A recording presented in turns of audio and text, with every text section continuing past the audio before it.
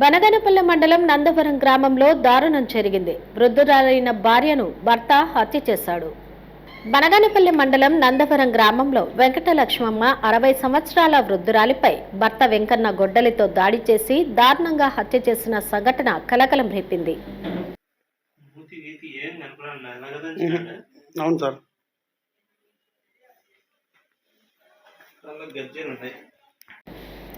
కుటుంబ కలహాల కారణంగా వెంకటలక్ష్మమ్మను భర్త వెంకన్న హత్య చేసి ఇంటికి తాళం వేసి వెళ్లిపోయాడు.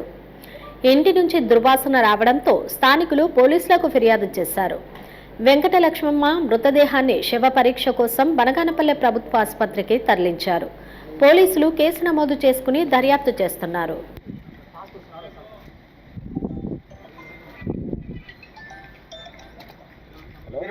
అవును సార్.